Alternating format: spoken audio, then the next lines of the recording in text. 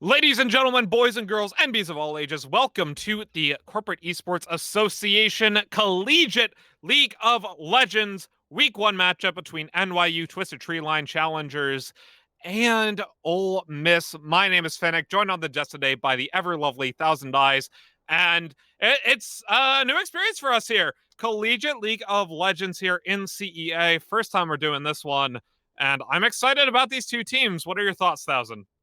I am excited as well. We have a lot of people who are just like very locked into champions. So this draft phase is whenever that happens, draft phase is always really interesting to me because you're getting people who may get their mains banned out and have to branch out onto something they're not used to. Specifically, like just this game, even going into it, Cappuccino, the support player for NYU, is a jungle main. Now, Cappuccino is Diamond 2, a much higher rank than a lot of the other players in this game. Uh, we're looking at like gold and platinum in a lot of these other ranks. But Cappuccino not on his main role and is usually playing jungle fiddlesticks and popping off on that. But this is going to be, a slight change up and kind of force people into different things. As you see the fiddlesticks actually getting banned away here. Yeah, smart move. As NYU Twisted Tree Line Challengers did say that they might be flexing some people around here. Other picks to note here is Cyanite does play mid Aurelia quite a bit, as Dealey does play quite a bit of Anivia as well. I want to see my burb in the mid lane. Well, Nope, you see it she's on the ban banned. list instead. You Ah, had to say it. You caster cursed it. Yeah, and the Hecarim being taken away. That is getting taken away from Turncoat there. The Skarner and the Hecarim, the two top junglers really that Turncoat does play. Jarvan is up there as well. Important to note, we are on 11.4. That is when the jungle experience and gold changes have gone out, meaning that the jungle is now much less effective if you are hyper farming. This, in my opinion, is going to force junglers to play something a little bit more focused on ganks in the early game. Lilia is not generally that type of champion, so he shed tomato gonna be playing something a little bit more comfort oriented than trying to pick up on the current meta. yeah, regardless, right? Picks like Udyr are still very strong, Oh yeah. despite the fact that he's ostensibly a power farmer. We're seeing this Ooh, Riven come out yeah. from Penguinite. This was the other kind of one trick Yeah. ing that we saw. Um, Lots of Riven coming out here. He's the highest ranked player for Old Miss, I believe, approximately D4-ish. I think currently he's still working his way back up to that rank. With Kaisa being picked up in that bottom lane. Early pick Kaisa, not something we've seen last patch all that much. It's definitely has waned in priority as time has gone on. I still think she's a relatively strong pick in certain situations. However, picking this early in the draft is a little sus for me. Yeah, I mean, she has been nerfed a couple of times in the previous patches, so she is falling down in that priority there. But when you look at the other possible 80 carries, you're looking at like Jhin. Jinx has been rising up because she's been getting consistently buffed. We're seeing the Gragas being picked up here. This is more than likely a top lane Gragas. Would it could be flexed into the support role there, but that is not a champion that we've seen It can really also be anybody on flexed this mid. team. It can also be flexed mid because Dealey plays the pick. However, Vel'Koz being picked up makes me eat my words because Dealey plays Vel'Koz. Yeah, yeah. So This also, I mean, it could be a support Vel'Koz. Like these are the Gragas and the Vel'Koz could go into multiple different lanes. Seems like NYU don't want to show their hand early, and I think that's a good thing. It makes this second ban phase a lot more difficult for Ole Miss. yeah, I mean, yeah, different styles of League of Legends coming out from both these sides, as we see There's the Jarvan. Turncoat going to Yep. be on the Jarvan. This is a pick he's played a lot of in solo queue, so Hmm. nothing too surprising there. As you mentioned, these high tempo, high ganking junglers are coming back into priority with the jungle experience changes coming out. So expect the level 2 cheese bot side, or actually, since it's It's red a side Jarvan, Riven. it Yeah. probably is going to be level 2 or level 3 top. We'll see exactly how he goes. If it's going to be the level 3 top, it'll probably be full clear into Riven gank. Um, because Jarvan doesn't really like starting blue buff, but he can go, buff buff grump gank or buff grump buff gank Riven, right? Um, However, if it's level 2 cheese, it'll be just red into ganking onto this top lane. If it is top lane Gragas, though, it is a slightly more difficult lane to gank on that level 2 than what Jarvan is typically used to for those cheeses. We see the Zoe being banned away as well as this Tristana. Cyanite does play quite a bit of Zoe, so this makes a lot of sense. Interestingly, though, Aurelia is still on the table for him. Not a bad pick into the Vel'Koz if this is a Vel'Koz mid, so I expect that to be banned away second time around. Yeah, maybe. I mean, the issue is if you do go the Aurelia there, you're really just going heavy into physical damage on your composition. So that does burn you a little bit, as Camille gonna finally get through there. I kind of feel like they're trying to bait the Aurelia pick here to me. That seems to be what they're going for, because really if you take the Aurelia here, like you have Kaisa who brings a little bit of magic damage. Riven is all physical. Aurelia is almost all physical. Yeah, there is the Alistar being taken away from Stinky Dinky, which I'm going to have a lot of fun saying that name. That is going to be a fun one. But yeah, I don't think the Aurelia is a good pick here. I think you have to go something that brings a little bit more magic damage to the composition. Yeah, we'll see exactly what happens. I mean, Cyanite does play Orianna as well, but they're holding off. I like this. Mm-hmm. Picking up Kai'Sa Thresh, not as strong as say Kai'Sa Nautilus or Kai'Sa Set or one of Kai'Sa the or Kai'Sa Alistar. Leona even. Um, but I still like Thresh. I think he's a very good support. And if you don't know where this Gragas is going, if it's Gragas support, I think Thresh does very well into it. And he's safe as a blind pick, even with Morgana up on the table. We see Ezreal though being picked up here. Is this going to be the Ezreal Yumi? No. Wait, Wait, wait. no, don't get baited. Cappuccino is just cycling through here. So yeah, the Ezreal gonna be taken here, very safe into the Thresh there. So just making sure that Bob is keeping himself alive and safe. The Wait, Senna being support taken here. Senna? Yeah, it is. What? It is just double range It's in the spot lane here. it. Not only is this flat out support, it's not like It's fasting not a Senna, which fasting I Senna, call no. support Senna. This is actually support Senna, and it's going to be Orianna in that mid lane into the Vel'Koz, giving them that magic damage that we were talking about. I think it combos very well with the Jarvan as well. You have Yeah. the ball delivery service on top of the Cataclysm, right? So Jarvan goes in with the Flag and Drag, Orianna ult into Cataclysm. You get as many people in that Cataclysm as you do the Orianna ultimate. You can layer the damage from the Riven and Kaisa on top of that as well. Very, very strong team fight coming out from Old Miss here. Meanwhile, though, NYU, as people are shuffling around, it looks like Cappuccino will be playing jungle here on that Lilia. As I'm, I, I'm not a huge fan of center straight support, but as you are the resident support main, what are your thoughts on this bot lane? So the thing about Senna support is that if you take Senna as a just straight up support, your bot lane is very squishy and has no real disengage unless you have something like an Ashe. Now, for Ezreal, that's not really a big issue. Senna, if you're playing it smart, if you're playing, conservatively, especially when you don't know where this Jarvan is, then yeah, I think you're gonna be okay, and it's gonna scale up pretty well. It is nice to have that kind of secondary damage source. I think it works best when you have like a big tank kind of front line. If you're running a composition that is like very, very beefy, not sure how I feel about it in terms of running this composition where you already have the Vel'Koz and the Lilia who are going to be doing a lot of damage themselves.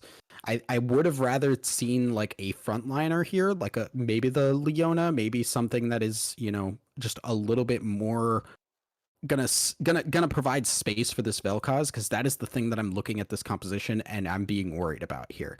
You got the Jarvan, you got the Riven, you got the Thresh. All of them are going to be looking to get onto Dealy in that backline, stop those Vel'Koz ults from coming through. And yeah, you got Gragas, but that's really the only immediate disengage that you have here. Everything else is very slow and deliberate. The Lilia sleep, the Senna W, It is not something that is going to keep Vel'Koz safe. And if you're not playing careful around these jungle ganks or just the warding in general, you're going to end up getting caught out a lot. Yeah, I'm with you there. As I think higher tempo needs to be played from NYU through this early game, right? They definitely don't have the jungler for that high tempo comparatively. I think Jarvan does have a much higher gank potential early on, as we talked about with the level 2 cheeses. Most likely going to be either that or a level 3 gank, right? But who do they actually play around? How do they actually get through? I think their winning lane, right, is this Vel'Koz. Does lane well into the Orianna. However, you have to snowball the Vel'Koz. He does not do well very late, especially into tanks. Grant you, Ole Miss does not have any true tanks. They have two bruisers and a thresh, which I personally count as like kind of a half tank support, right? Yeah. Um, so when you see that, it's like, okay, maybe Vel'Koz does all right late. He has the true damage. He should be able to deal with at least the Jarvan decently well, I would think. However, will he be able to deal with that Jarvan and also not get caught up by this Marietta CC? As you mentioned, this peel from Ole Miss needs to be there with the Gragas, not only with the explosive cast, but also with the body slam. They're Hmm. going to have to play back in these fights. They're going to have to play a more poke style, and they need to find skirmishes, not team fights specifically. They don't want to fight the Jarvan and the Orianna at the same time. Yeah, and it is important to note that like Cappuccino is going to be on the jungle, which is not only the main role for Cappuccino, but also Cappuccino being the highest ranked player in that D2 range, which is where you really start seeing players like hop up in terms of like understanding of macro play. Cappuccino is somebody who can lead that team junglers if they are if they know their stuff, if they are like ahead in terms of understanding the macro in everybody else in the game, they can control the game really, really well, even despite running something that is uh, a little bit less tempo oriented. Lilia, obviously, more of a farming pick, more of a wants to hit that level 6, get into the objective fights and get a big sleep, as compared to the Jarvan here. I think Cappuccino, like, if you see those early ganks, that is going to be Cappuccino saying, like, all right, topside, jungle is up topside. I'm going to clear the entire bot lane there. And if Turncoat is not prepared for that, then that can really bite him in the butt in the later portions of the game. Well, as we are loading into the game, we can take a look at these runes. Nothing too out of the ordinary, I don't think. Here, Dark Harvest Lilia, so it'll be the full AP Lilia It with is. the Grasp with the Undying top lane for the Gragas. There are two that do strike me as kind of strange. The Guardian aftershock Thresh? on the no, that's Sorry, go ahead. actually pretty normal at this point. Okay, okay. That has been kind of coming up more and more. Uh, Actually, the aftershock on the Jarvan, usually you see something like Conqueror because he's just going to be trying to stick onto somebody, and that stacking damage is great for his early game.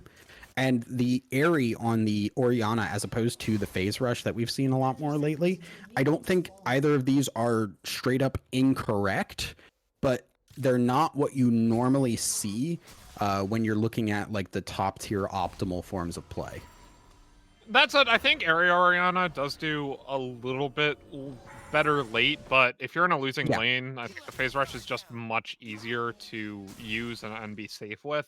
yeah, yeah, Which yeah. you're in a losing lane up against this Vel'Koz, it's going to be difficult. Though we are into the game. Level 1's up in 5 points. Only slight invasive vision here. On the blue side, it is NYU Twisted Treeline Challengers with He's Head Tomato in the top lane, Cappuccino in the jungle, D-Lee 150 in the mid lane, Bob the Snail in the 80 carry role, and Master Uknon in the support position. Playing the support Senna. Yeah, and over on the red side, we have Ole Miss.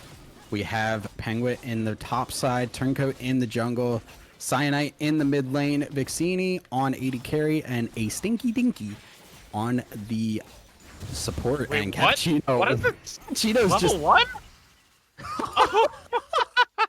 Wait. Did she get the experience from that? Yeah, she did. No. No, she did. Oh, Yeah. man. Oh, no. That is Oh, no. so BM too. And now Cappuccino trying to run. Flash flag drag and bye. Yeah. And Oh, he said Tomato's also dead. yeah. Wow.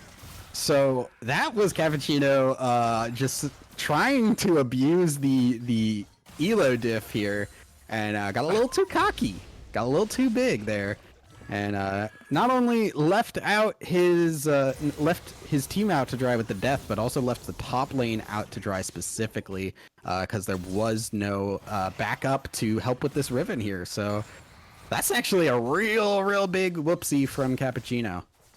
Yeah, it's not something we really talked about, but Riven is a winning lane with the Gragas top, which is unfortunate for the Gragas.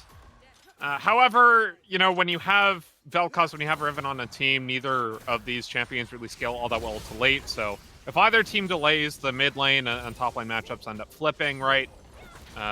Depending on how you want to play the win condition, right? With the Riven, I think, doing a little bit better late if she gets a lead in lane than the Vel'Koz. And that's just some straight up styling right there. Stun, QQQ, he's dead. There's nothing he said Tomato can do actually with the Grasp of the Undying as the rune. Honestly, as much as I hate to say it, I think Phase Rush might have actually been the safer rune in this lane. Even though it's not what you typically take on tank Gragas top, it just, when you're up against this high mobility champion like this Riven, you kind of need to be able to dodge these skill shots. Yeah, and this is going to turn into a huge issue here. Great hook from Stinky Dinky. Oh, Master Ukman. Flash! And the Void Seeker picks up the kill. Vixini doing very well as well with that level 3 power spike and great hook fly from Stinky Dinky. I was going to say, that was all Stinky Dinky there, hitting that hook just right on the tip there, and it kind of looked like it snaked through minions, but it was just how the wave was stacked up. So kind of abusing that little visual weirdness going on.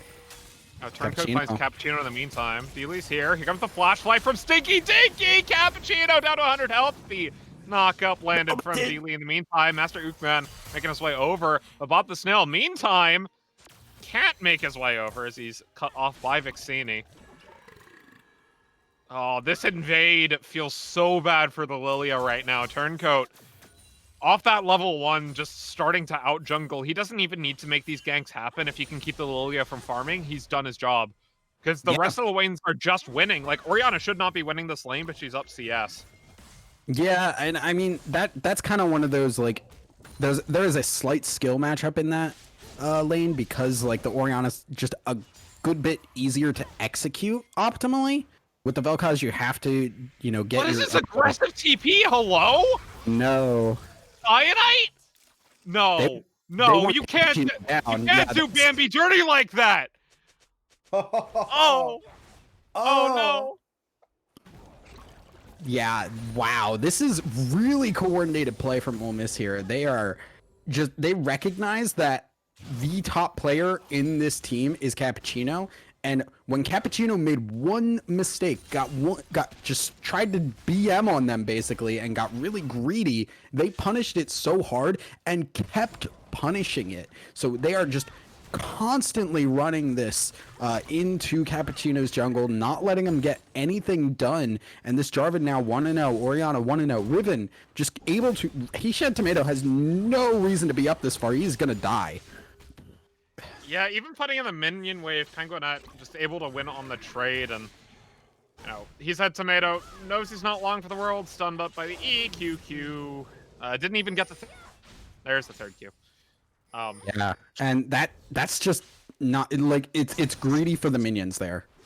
So basically, here's what happened, right? NYU rolled up to Ole Miss. They're like, all right. I got this brand new smoker. I'm gonna challenge you to a barbecue off. And Ole Miss is like, okay, sure.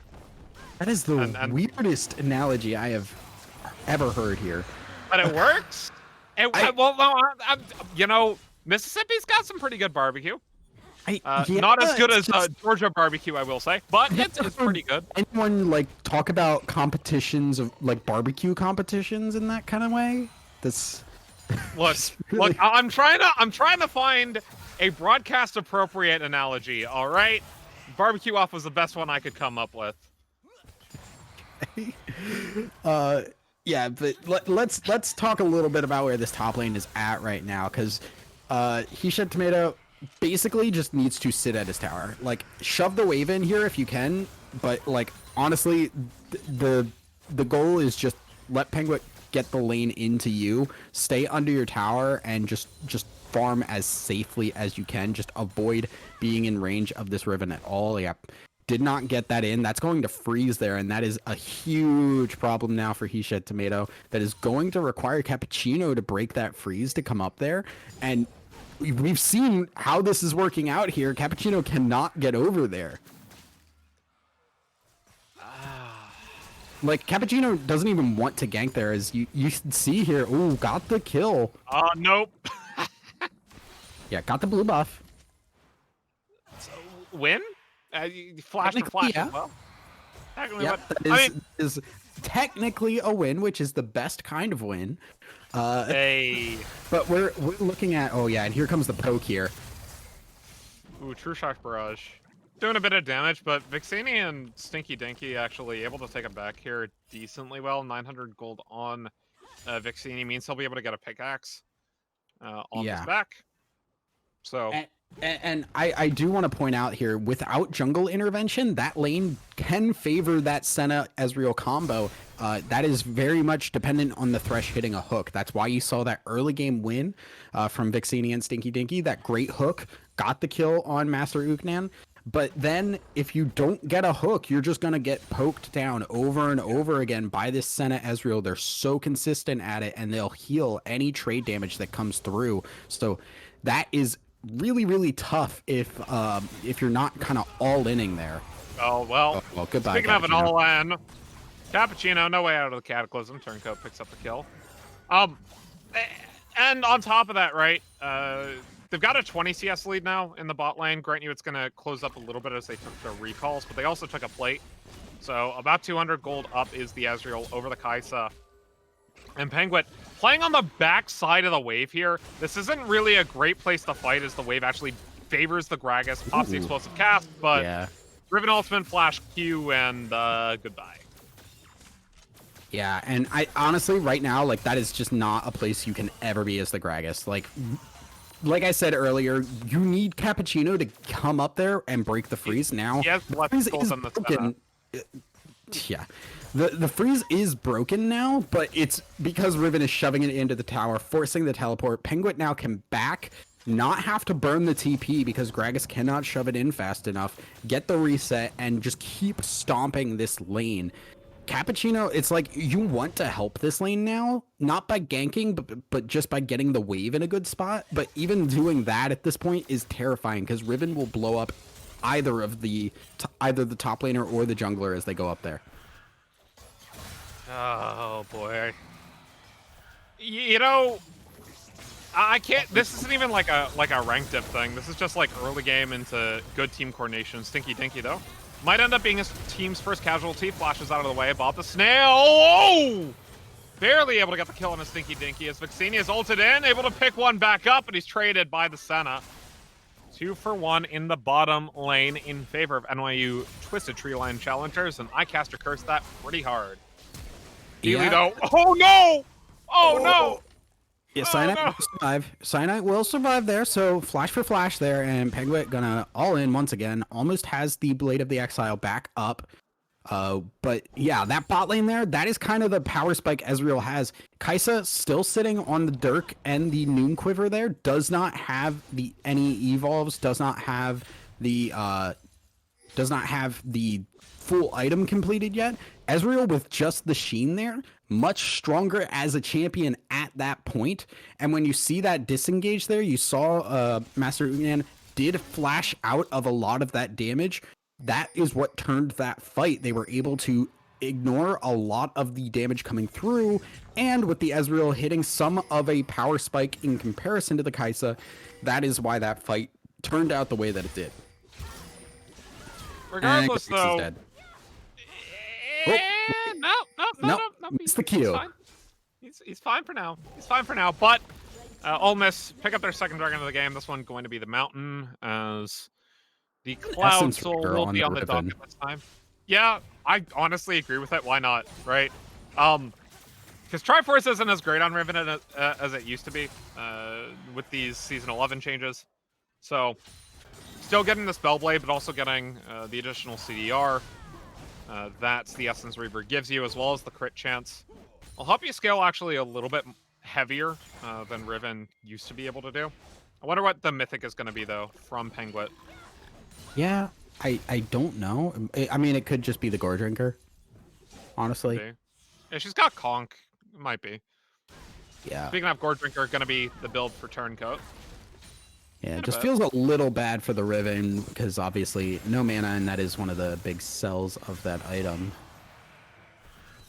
But obviously, Penguin knows this champion a lot more than I do. As much as I love Riven, I am utter garbage at the champion, so I would absolutely trust Penguin. As you can see, just able to trade under tower like that, that is a level of mastery with Riven that I will never be able to achieve. I mean, using the Riven passive, gaining the shield like that, right? Or not the Riven passive. That's not the passive. Oh man, at least I'm better at Riven than you are. Okay, that's the passive on the E. Excuse me. That's passive at all. Okay, it's the active on the E. You know what? For some reason, I was thinking Riven had a similar passive to Shen, but that's just not the case. I don't play Riven, all right? I try to. I'm just not good at it. So that is a level of Riven is better than you. You're also a support player. Okay, but I really like Riven. Okay. Well, I mean, I like champ. Like unironically. Yeah, you know, I really like Camille. Doesn't mean I play her because I suck at Camille so much. Yeah, so it's the same thing. Rift Herald summon top lane should be enough to grab first tower as the place had just fallen. Oh yeah, that's a little bit unfortunate. Though, flash in, Ooh, looks for the lilting lullaby. Vixini still picks it up though. Oh, Killer Instinct grabbing the shield in the nick of time, and then quick Q to get the kill. Penguin has to be down here. The knock-up lands the stun as well. The second proc of the Blade of Exile does the kill, and it's 2 for 0 in favor of Ole Miss bot side. My goodness, here, like, you have to ban this Riven next game. Like, full stop. There is nothing. There is no reason not to ban this Riven next game because it is so good. I'm like in awe at the dodges that Penguin is making here. Dodged out that Senna W to stay alive there and pick up those kills. And you saw earlier too the Lilia falling behind the tower. It looked like it was going to be a good sleep, but Lilia is so far behind that she's dying before she's able to get off that damage. This is just really going poorly here for NYU. Quit bullying the poor man. Jeebus! Oh no, he's dead again. Knock up in the stun. He'll finally make his way out. Turncoat's around though. Oh no, Cappuccino. Oh no, they might bully Bambi instead. Yeah, no, Cappuccino should not have shown there. That is going to give them the opportunity to chase her down, and luckily does get away, but Turncoat now says, this is my jungle. Yeah, he's not turning tail this time around. Doing his yeah, and look at this vision. Look at this vision here. Like, there's control wards all over the place for Ole Miss here. They've got basically that entire top side of the jungle just completely lit up. Obviously, they're not going to see the camps themselves, but they are going to see any path out of that jungle that would go for any kind of aggression. So there's that. There is the control wards. Literally, there's 5 control wards. Every single person has a control ward out, and that is great team coordination. Look at these wards that I just found. When I say go, get ready to throw at Baron. Go. Wait, no, that's not throwing. They're just winning. Okay. Maybe they'll do the Dignitas. We don't know. 3 minutes, 20 seconds until we see don't that. see it happening, but look, I was just trying to reference the "We Are Number One" there. Yeah, I know.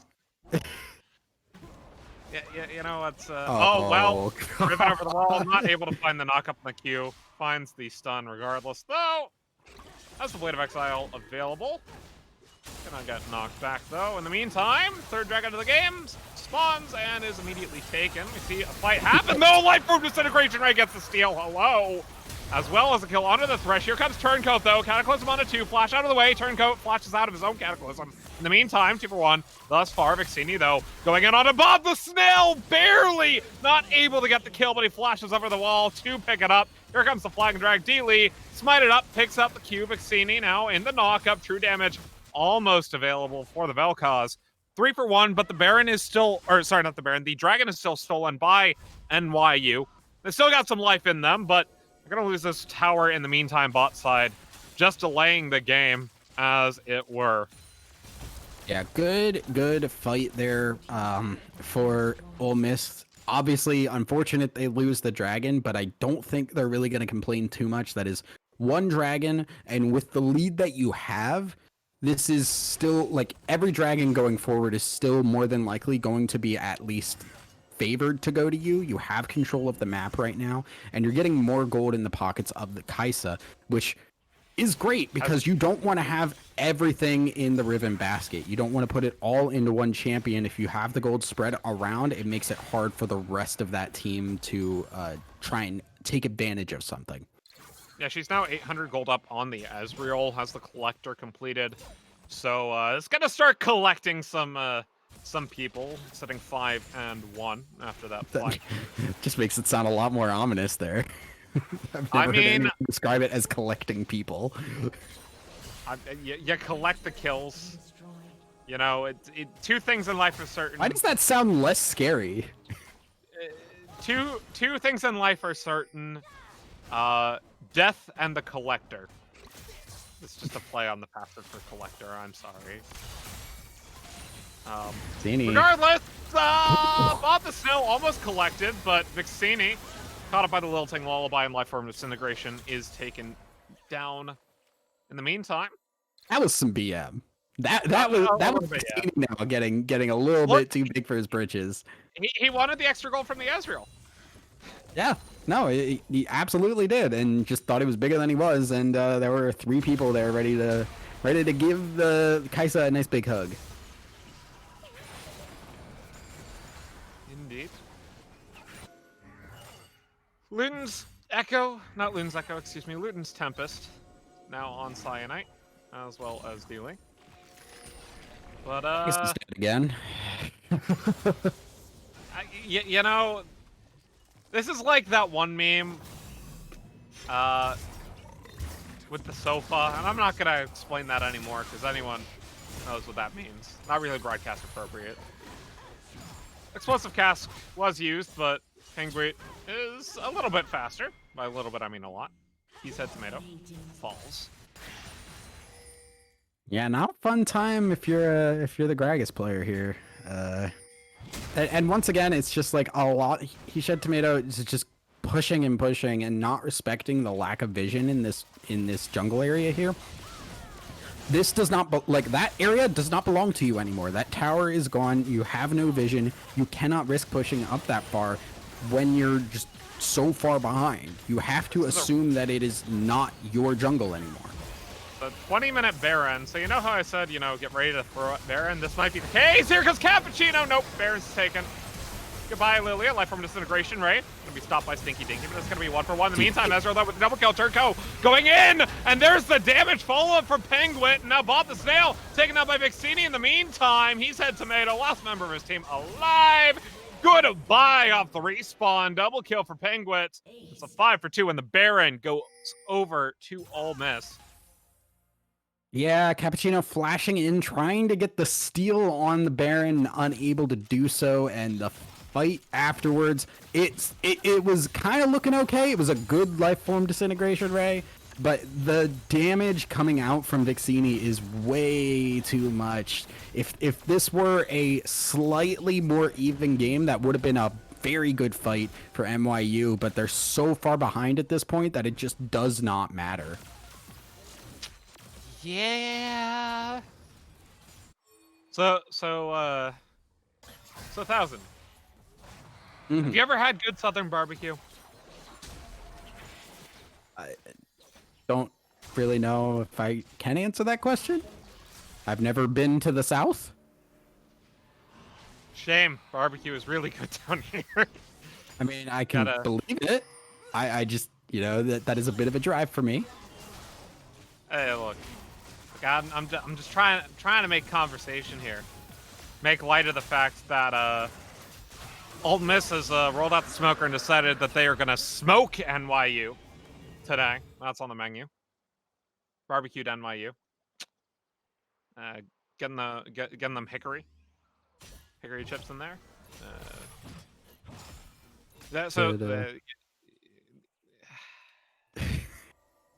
And this isn't like you know a smoker. Excuse me. No. They got a pit back there. You know, just a dug out pit in the ground. Yeah, inside is a dead Gragas. Yeah, pretty much. Is Gragas the hickory chips in this particular instance? Who knows? Master Ukman, taken down here. Gragas would be the pork rinds. But pork rinds are like they're fried. They're not smoked. Okay, well. This doesn't necessarily work in the pit barbecue thing. I mean, Vixini still there. Yeah. Oh boy. Look. Stinky Dinky gonna fall. Dinky. Yeah, it's a little bit of a high PQ over the wall, but the rest of his team's here. They got 10 seconds left on the Baron buff. Should be able to take this inhibitor. In the meantime, now they're losing too much health. Yeah, they don't have the front line there. Stinky Dinky not able to threaten with the hook, and that will be the back off. So inhibitor will stay alive here, but that is still not looking good there. They can absolutely go back and get that at a later point. And with the 4th dragon coming up in 3 minutes now, they're the sole point available. This is looking to be a Cloud Soul in the pocket for Ole Miss, and that is not gonna do NYU any favors. Yeah. You think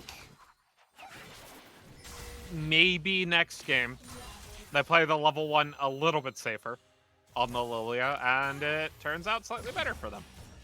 I mean, in all seriousness, just don't take the Lilia.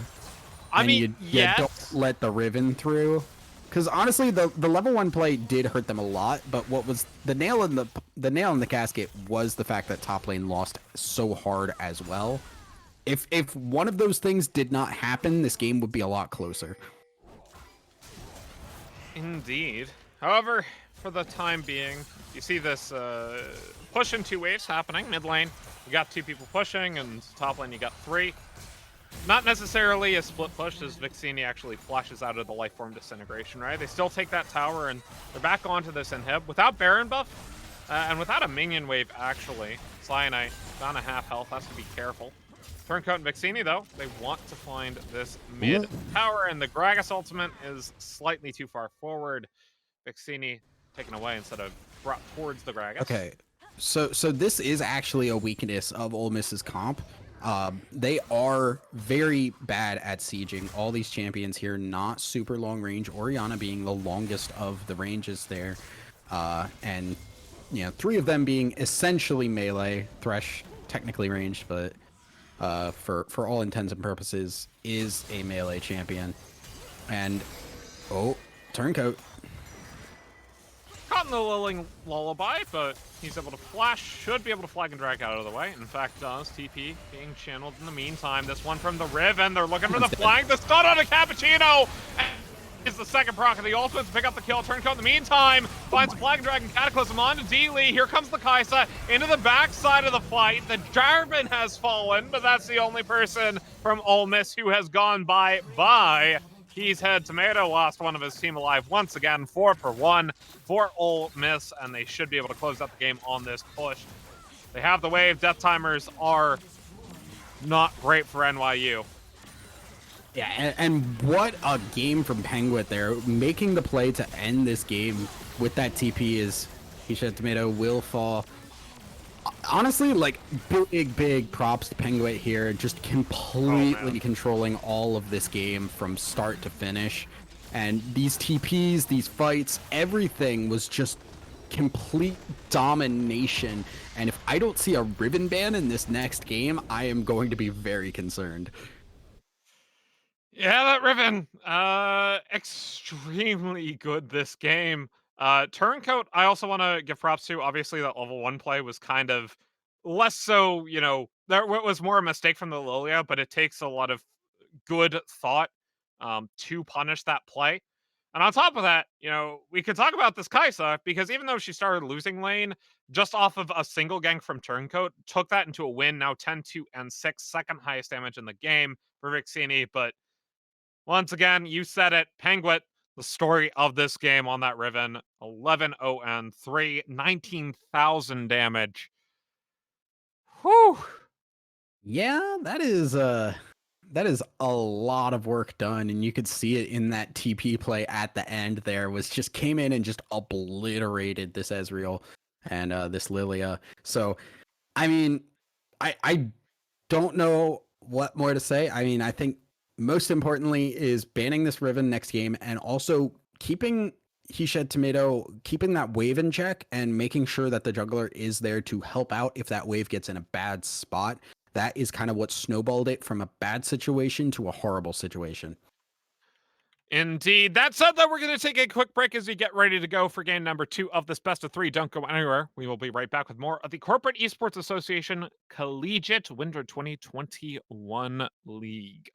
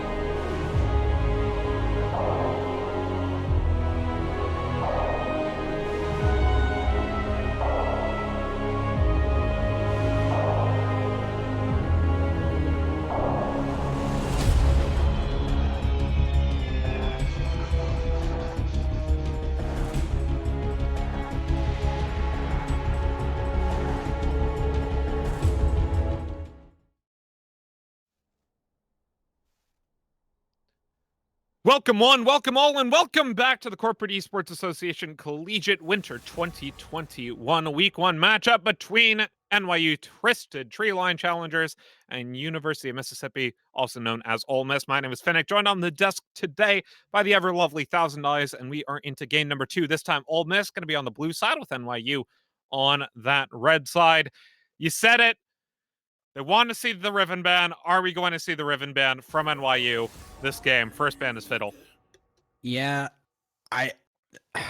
if they don't, I have a lot of questions. Honestly, it's the Skarner coming through.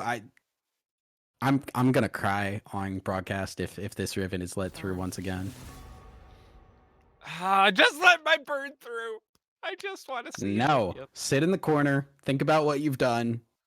No Well, birds. I've played Anivia nonstop since season 7. All right, let me tell you something. She's good finally after being irrelevant for over a year. Let me have my moment. Like it. No, that doesn't mean I have to like the champion. But can you like it from me, Thousand? No. But please ban the Riven. Please ban the Riven here, guys. I'm begging you. NYU, don't do me dirty like this. I'm looking directly into the camera right now. NYU, if you don't ban the Riven, Thousand here is gonna cry. Do you want to see her cry?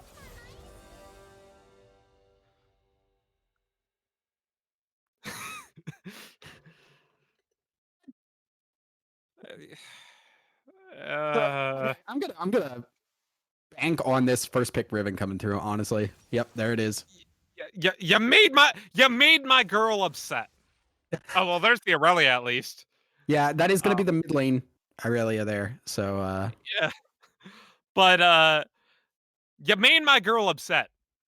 Do you know what it takes to make my girl upset? It takes a lot. It actually does not take a lot. No, that is not true at all. However, he's had tomato is going to take up the Sejuani here. Now, obviously, this is a team that will flex around. However, the Sejuani is definitely a he's had tomato pick, so could be looking at an actual jungle pick there. So might be swapping things around here. Oh no! Why? It's not that meta. Oh, it is now. It is now. The jungle's not good anymore, so you pick the tanks and the tank shredders. Let's go, tank jugglers! Why? I mean, also, I do want to correct myself. The Irelia mid is a Cyanite pick, not a Dealy pick, so that is actually going to be a Riven versus Irelia in the top lane. All right, Master Uknon does play Aurelia, yes. from what I remember. Also is closer in rank to Penguit going into this, so might be a little bit better, but it's a skill matchup, and the rank disparity is still rather high there, so I still think Penguit has the advantage, especially when you don't have an aggressive jungler, right? You have a Sejuani. Yeah. She doesn't gank level 2 anymore. Also, it is still Riven favored. It is a skill matchup. You are correct. However, Riven has tools to dodge out the stun on the Aurelia, and has a little bit more early game damage unless Aurelia can stack up that passive and chase Riven down. If Riven trades correctly, which I'm gonna go out on a limb here. I'm the 1.5 million mastery Riven, I think understands how to play this matchup pretty well and knows how to trade effectively in it. She's only got twice my Anivia mastery. It's not that much. Come on. Kaisa Samira being banned out by NYU Twisted Treeline Challengers. I think the Kaisa definitely was a strong point for Ole Miss after that first gank went bot side and got some good stuff going. So this makes sense. Pinching the ADC pool as ADC hasn't been picked yet. Lulu being banned away because of this Jinx pick makes a lot of sense. Morgana also being banned away shows me that Ole Miss probably wants to pick something more engage heavy, perhaps the Thresh, perhaps the Nautilus. So they already have Alistar. That's right. I think that's what they're gonna pick for the support role. You know, my brain might be a little bit empty. Janna though. picked up in that bottom lane, and this we know is going to go on a Cappuccino, as this Yeah. is a pick we know that Cappuccino plays. So unless something weird happens here, Everybody is pick in correct order order. then. Yeah. Everyone's in correct order. No sorts of flexes here. However, top lane's still going to be a big thorn in the side of NYU. Sivir being Yeah. picked up this time around. I've seen Sivir increase in priority over the last few patches, Mm-hmm. especially with. Oh wait, no, why? Okay, I was No, like, if that was don't get Blackhead, I baited. would have cried. Stop it. You're reading into hovers. I always read numbers. Kiana, I would love to see a Kiana. We haven't seen a Kiana on You're forever. reading into hovers. Stop it. It's Oriana. Sorry, Okay. like going with the tried and true. But yeah, so like I want to talk about this bottom lane here because this is a bit of an interesting matchup. Generally, Oh, it is okay. okay. Yeah, Sorry, so go that ahead is on bot lane yeah. matchup. So this is an interesting matchup because if Jenna is clever, you can interrupt the Alistar with the tornado. It does take a little bit of prepping and prediction. Cappuccino though probably can read people pretty well. You don't get into D2 unless you have a good understanding of how people are going to play. However, just like in game one, you can see that backfire and overestimate your own abilities there and play a little too cocky. Janna, Yeah. as of right now, is a little bit more of a poke support in the bottom lane in the early game. She just maxes that W, pokes you out, generally goes for the Comet. And Sivir, not really a long range AD carry, so she is going to take a lot of poke in this matchup and going to give a little bit of space for this Jinx. I'm going to be watching for Stinky Dinky and Vixini to play back on that level 1 and try and just hit that level 2 safely so they can engage when needed. Yeah, I'm with you there. As well as that lane, I think going in favor of NYU. I think mid lane also goes in their favor. We didn't really see Absolutely. that last game because in theory, Vel'Koz does well in Oriana. In theory, Xerath does even better into Oriana. So if Absolutely. Deely's able to get an advantage, it's nice, but it's still Oriana. Will outscale the Xerath come late game, especially when you have the potential wombo from this Alistar. It can be very scary to deal with. Yeah. Uh, I, and Penguin's I still on the ribbon. like, Yeah, well, I kind of want to touch on the scaling there. The Oriana versus Xerath scaling is very dependent on what your team is doing. If you're hitting a point in the late game where it is just a siege type, you're going back and forth on trying to siege. Oriana's gonna not do as well as the Xerath. The Xerath is gonna poke people out, and there is not really much healing for NYU or sorry for Ole Miss. So that can turn into a bad situation. But yeah, when you're talking about straight up team fights, Xerath cannot put the same amount of damage, cannot bring the same utility that an Oriana can. And this top lane matchup, it is Riven favored slightly because of the mobility there. Riven can dodge out on the stun, which is the big important thing for Aurelia to hit in that lane. The jungle intervention there can play a part, and Trundle is going to gank a little bit better early on with that pillar than the Sejuani because it is just easier to hit from a distance. And yeah, with that jungle matchup, Trundle, that is the classic. Sejuani, she hits that aftershock on you and pops, and you pop the ult at that point. That is the passive and the aftershock that you're stealing from Sejuani, and she can go into the negative resistances if you time it right. yeah. Trundle, traditional counterpick to the Sejuani, but also against the rest of the team doesn't do as well, right? Yeah. Aurelia, Xerath, Jinx, and Janna aren't tanks. They don't build resistive stats. So if Trundle's able to get onto the Sejuani every single team fight, he's going to be a big, beefy boy. If he's not able to get onto the Sejuani, he can be a liability in certain situations. Does not scale as well as Sejuani into the late game. He Mhm. scales based on how much tank the enemy team has, and in this case, it's not a lot. Well, However, eh, Trundle does well into single tank compositions because he ruins the tank line. that is true. So That is it is better than going up against like a Sejuani ended Ornn because now your Sejuani cannot be a tank. The issue that you're going to run into with the Trundle is look at the rest of the team and how much range or like ability to disengage that they have. Trundle is going to struggle in team fights to get onto that backline. Trundle serves two purposes in this game. Trundle is going to be an early game gank pressure type of jungler, and then once you head into the mid to late game, Trundle is going to do nothing but put pillars up and push R on Sejuani. Yeah, pretty much. While the rest of his team hopefully does some damage. We're loading into the game. Rune choices. The only thing to note here, I think, is Trundle went PTA instead of Conqueror, and Yeah. Sivir is going for the Dark Harvest build. Actually, Jinx with Fleet Footwork as well instead of Lethal Tempo, so Yeah. slight difference. I think Fleet Footwork is fine on Jinx. Actually, Alistar with Phase Rush. This is a very, very heavy, and this is interesting in lane. We'll discuss the Phase Rush a little bit later. But the Dark Harvest on Sivir, this is kind of new, this patch, or this group of patches, right? She goes Manamune into Duskblade.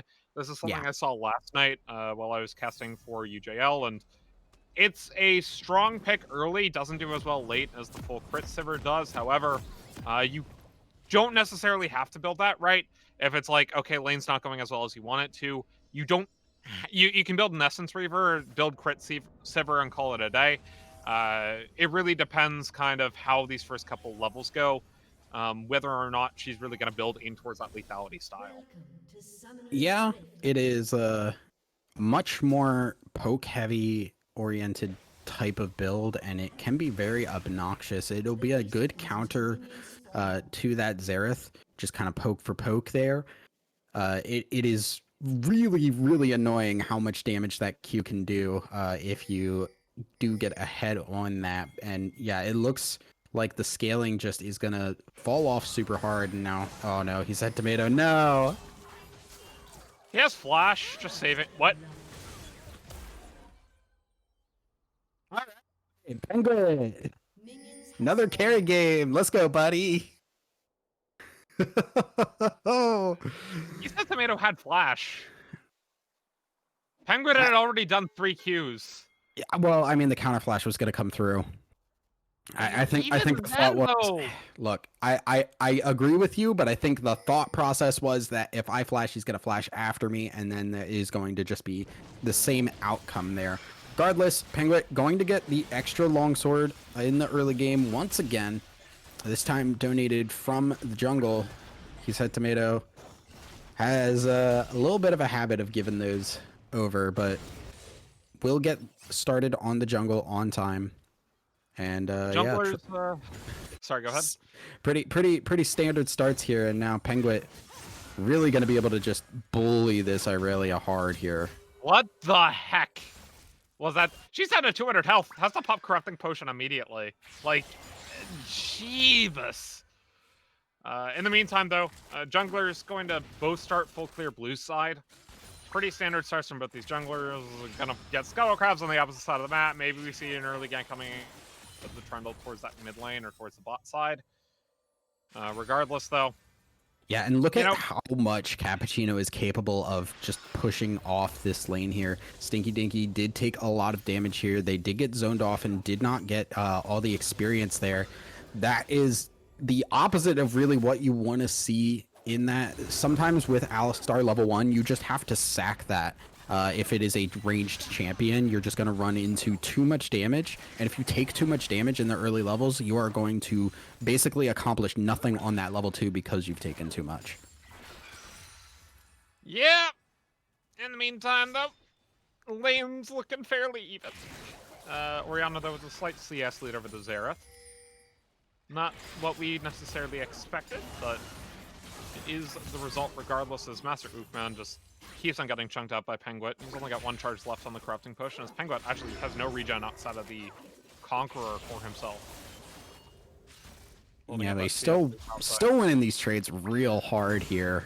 And I swear Penguin's Riven does more damage than mine does. Like, I don't know what that is, but yeah! In the meantime, though, junglers...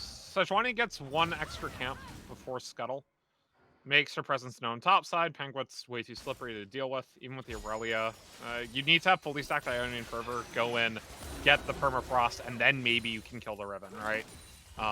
yeah. However, that's just not happening.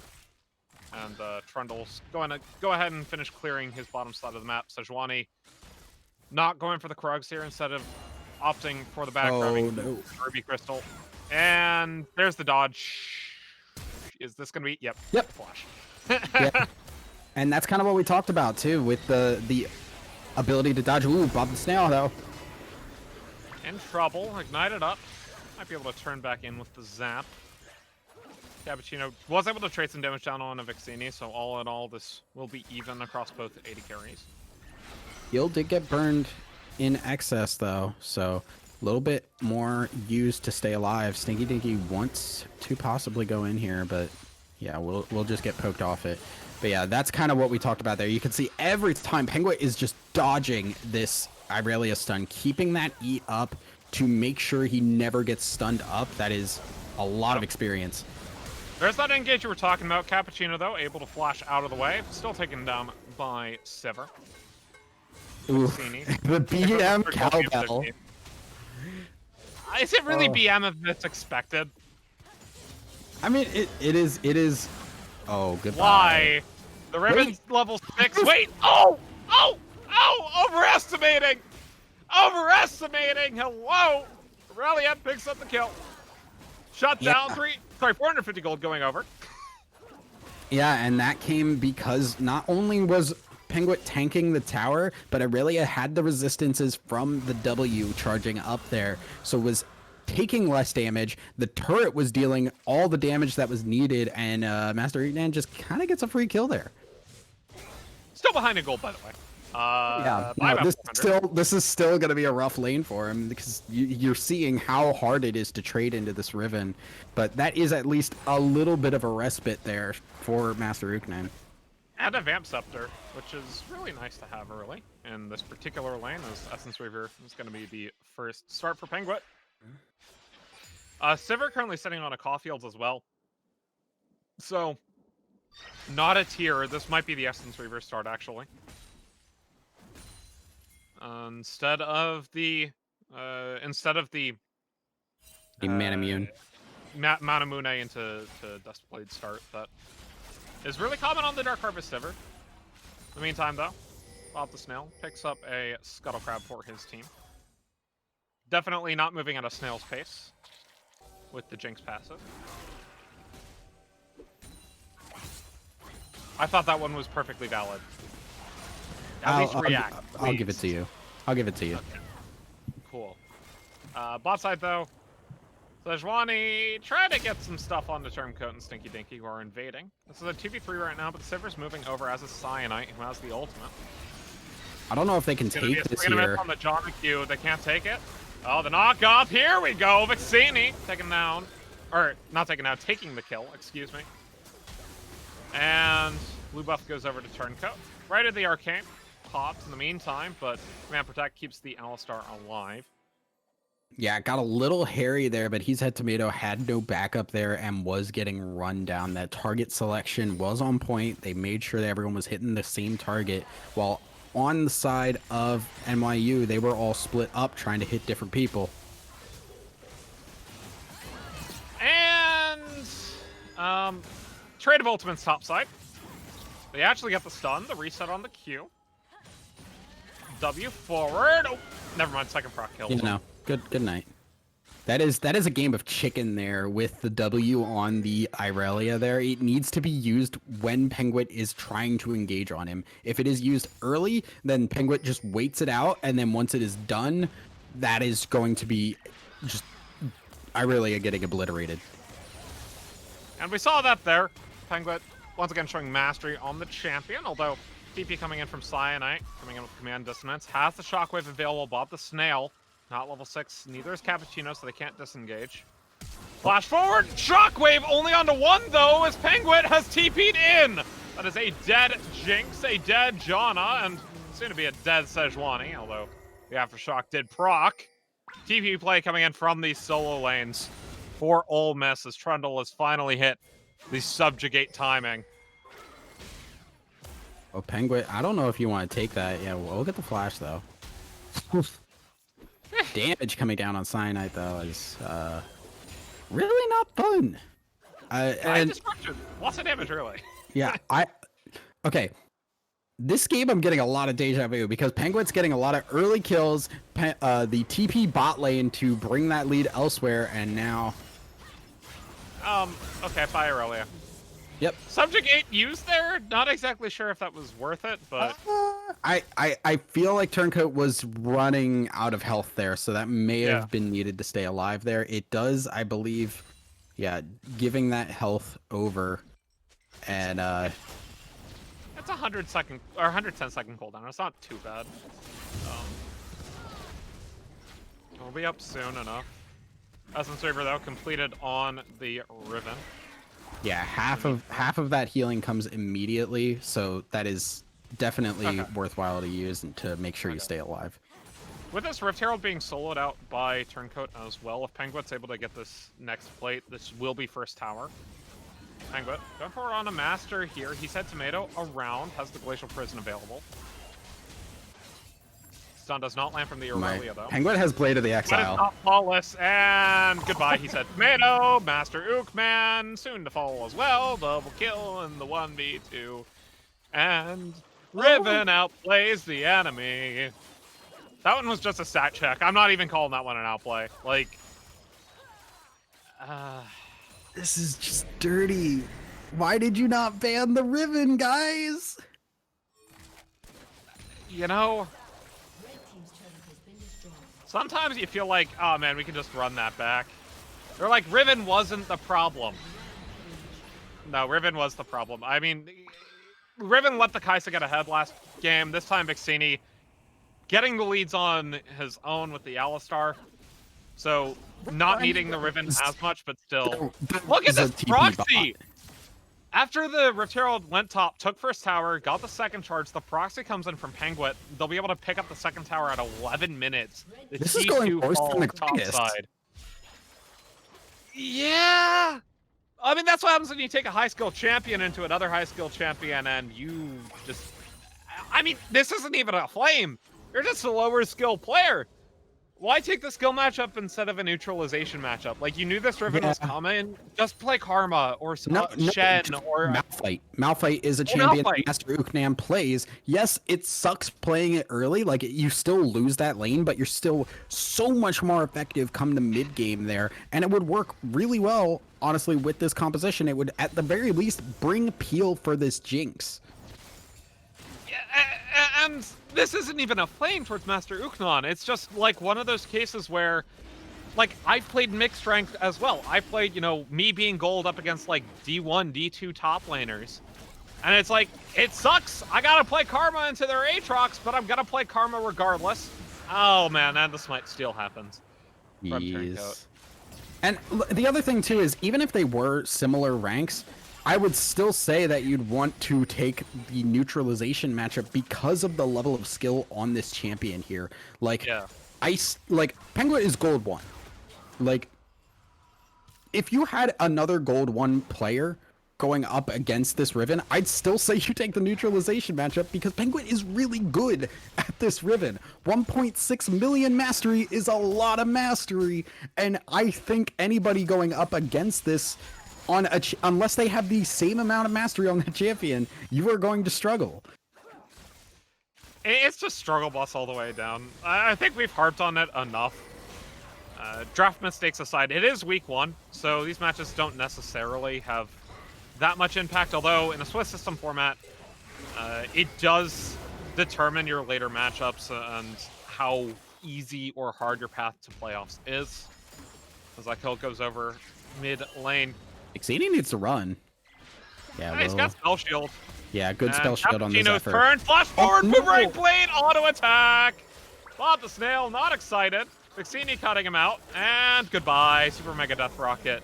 For good measure, but where's the Summoner Heal? Ready to go. Oh my god. This is ridiculous. This is outplays all across the board here, Vixini. That was just really well played.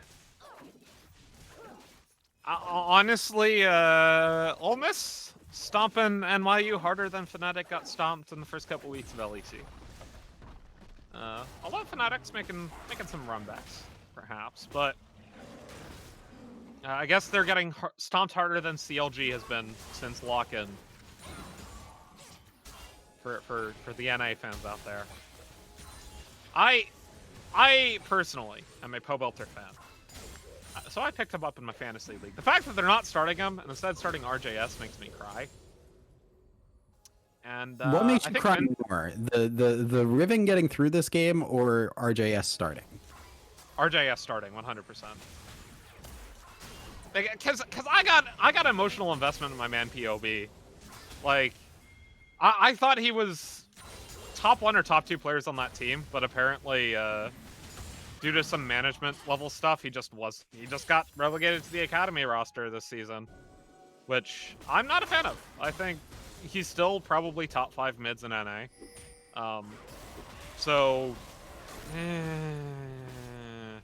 although, like, I do like bringing up new talent. I'm not gonna like knock RJS as a player. I think it's just like CLG as an org not managing super well in the meantime. Well, the snail flashes out of the way. Turncoat's here though. Flash forward and pops the subjugate for good measure as he tanks up the tower. TP coming in top side for Cyanite. Angry. He wants it. Has not popped the blade yet. Purple spot side. And what else is there to talk about this game, right? Yeah. It's the same story. Like, there's an Alistar on this team, so it's even more utter domination, am I right? I want to disconnect from this call now. Vanguard's Edge was also swinging a miss there, which is a super feels I think bad it's getting a man. little low here. Oh, he's fine. The rest of his team's splitting bot lane. Like, what's he gonna do? 2-3, not the 1-4 we typically see from Riven comps, but it still works. The 3, picking up that bot lane inhibitor. Sivir is also 7-0. You can kind of just roll with that. Right at the Arcane, hits 1, gets dodged out for the other 2. And the one that was hit was shielded by the Riven. Super Mega Death Rocket! Nope.